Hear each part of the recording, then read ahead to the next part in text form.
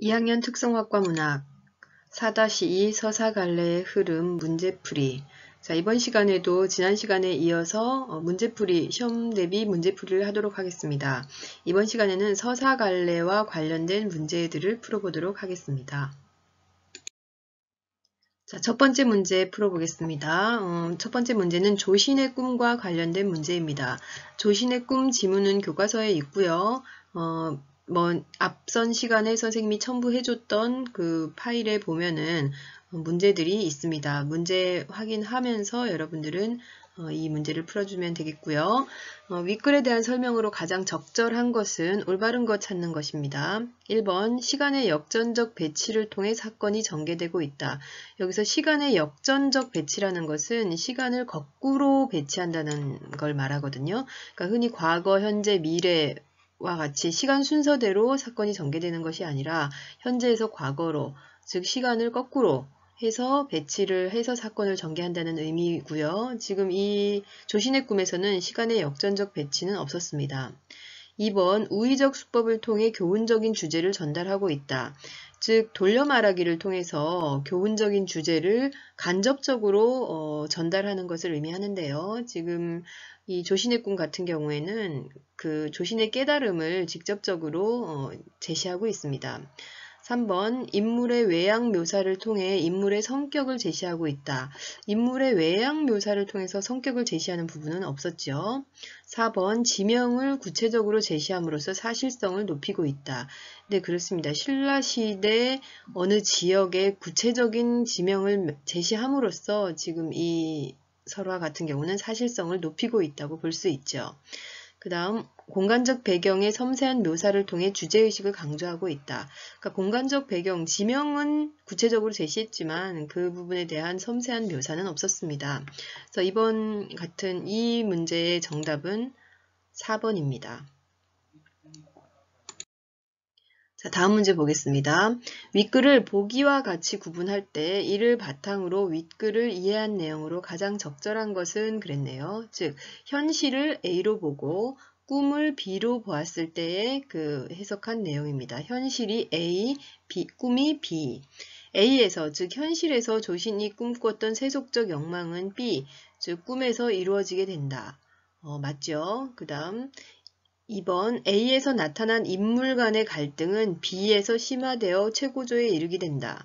현실에서 나타난 인물 간의 갈등이 B에서 꿈에서 최고조에 이르게 되진 않았죠. 자, 그 다음 꿈에서 김훈의 딸은 현실에서와 마찬가지로 변함없이 조신을 사모하고 있다. 현실에서도 김훈의 딸은 조신을 사모하고 있다고 볼 수 없죠. 그 다음 꿈에서 조신은 현실에서의 바람대로 김훈의 딸과 함께 안락하고 행복한 삶을 산다. 안락하고 행복한 삶을 살지 못했죠. 그 다음 현실에서 조신은 김훈의 딸에게 배풀이 생기자 관음보살을 원망했던 과거의 행동을 반성한다. 자, 이런 부분은 소설 내용에서 확인할 수 없었습니다. 작품 내용에서 확인할 수 없었습니다. 그래서 이 문제의 정답은 바로 1번입니다. 자, 다음 문제입니다. 보기를 바탕으로 윗글을 이해한 내용으로 가장 적절한 것은 그랬네요. 설화는 구비문학의 일종으로 각 민족 사이에 전승되어 오는 신화, 전설, 민담 따위를 통틀어 이루는 말이다. 신화는 고대인의 사유나 표상이 반영된 신성한 이야기로 우주의 기원, 신이나 영웅적 사적, 영웅의 사적, 민족의 태고 때의 역사 등을 주로 다룬다. 전설은 어떤 공동체의 내력이나 자연물의 유래, 이상한 체험 따위를 소재로 한 이야기이다. 전설 속 사건은 대체로 구체적인 시간과 장소를 배경으로 진행되는데 해당 전설을 뒷받침하는 증거물이 실제하는 경우가 많다. 민담은 민간에서 전하여 내려오는 흥미 위주의 이야기로 대부분 평범한 사람들이 주인공이다. 사건이 진행되는 시간과 장소가 막연할 경우가 많으며 이야기의 증거물이 중시되지도 않는다. 자, 우리나라 설화의 종류인 신화, 전설, 민담에 대한 개념이 제시되어 있습니다. 자, 이 작품과 연결지어서 답을 살펴보겠습니다. 1번, 태고 때부터 이어진 정토사의 역사를 다루고 있다는 점에서 신화에 해당한다. 태고잭, 아주 옛날부터 이어진 정토사의 역사를 다루고 있지 않죠. 그리고 신화에 해당하지도 않습니다. 돌미륵이라는 증거물이 이야기를 뒷받침하고 있다는 점에서 전설에 해당한다. 즉 돌미륵으로 정토사를 세웠죠. 그렇기 때문에 돌미륵은 증거물로 남아있는 것이고요. 그래서 전설에 해당한다. 보기의 설명과 일치합니다. 전설이 맞습니다. 3번 조신과 그의 아내라는 평범한 사람을 주인공으로 하고 있다는 점에서 민담에 해당한다. 조신과 그의 아내라는 평범한 사람을 주인공으로 하고 있는 흥미 위주의 민담 아니죠. 이 작품은 바로 전설이라고 했습니다. 조신의 하룻밤 모험이라는 흥미 위주의 이야기를 다루고 있다는 점에서 민담에 해당한다. 아니고요. 조신의 수염과 머리카락이 모두 하얗게 새었다는 점으로 미루어 볼 때 신성성을 갖추고 있다는 점에서 신화에 해당한다. 이건 역시 아니겠죠. 자, 이 작품은 전설이라고 했습니다. 정답은 2번입니다. 다음 문제 보겠습니다. 이번에는 사시남정기입니다. 고전소설 사시남정기 김만중의 작품이죠. 자, 이 사시남정기 관련된 문제를 풀어보겠습니다. 윗글의 사시에 대한 설명으로 적절하지 않은 것은 그랬네요. 자, 결혼한 지 9년이 지나도록 자녀를 출산하지 못한 것에 대한 근심이 몹시 크다. 그랬었죠. 2번 옛날 법도를 언급할 정도로 당대의 유교적 윤리관에 충실한 전형적인 인물이다. 그렇습니다. 3번 한림에게 첩을 두라고 할 정도로 자신이 생각하는 바는 소신 있게 말하는 면이 있다. 네, 이렇게 얘기한 부분이 있죠. 첩을 두는 것이 내키지 않지만 투기하는 모습은 보이지 않겠다는 의지를 드러낸다. 첩을 두는 것을 내키지 않아 하지 않았죠. 첩을 두는 것에 오히려 적극적으로 나서서 알아보고 첩을 두고 있는 모습을 보여주고 있습니다. 5번 자신의 건강이 전과 다르다는 이유를 들어 두 부인의 설득에 흔들리지 않는 의연한 모습을 보여준다.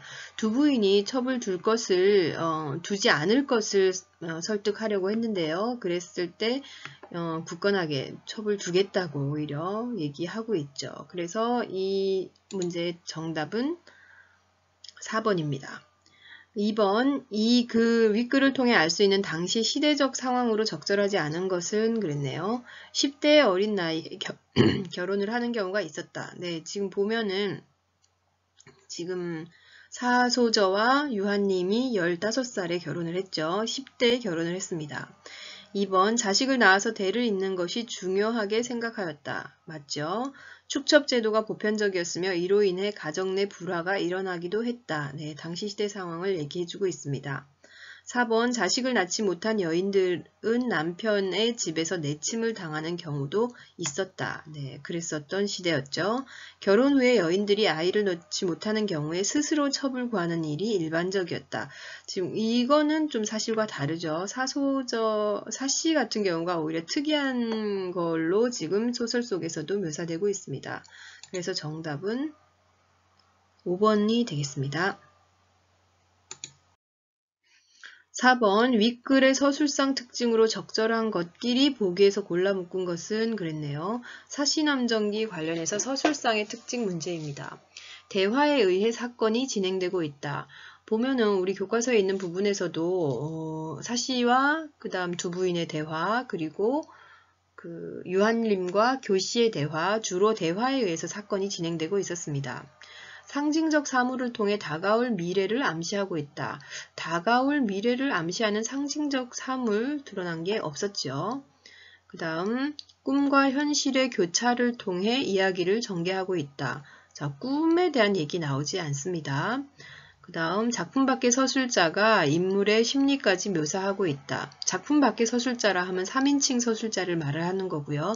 3인칭 서술자가 사시의 심리라든지 유한님의 심리라든지 이런 어떤 심리를 묘사하고 있습니다. 즉 전지적 작가 시점이라고 볼 수 있습니다. 자, 그래서 적절한 서술상의 특징으로 적절한 것을 골라보면 바로 기역과 리을이 되겠네요. 정답은 2번입니다. 그 다음 문제입니다. 윗글의 인물들에 대한 설명으로 적절하지 않은 것은 그랬네요. 자, 첫 번째 교씨는 집안을 위해 자신에게 훈계를 한 사씨를 거짓으로 모함하고 있다. 네, 그렇습니다. 2번 교씨는 사씨를 작은 일로 첩을 책망하고 투기하는 사람으로 묘사하고 있다. 네, 사씨를 이상한 사람으로 묘사하고 있는 거죠. 그리고 교씨는 사씨를 처첩간의 위계를 중시하여, 즉 아래 위를 중시하여 첩을 죽이겠다고 위협하는 사람으로 표현하고 있다.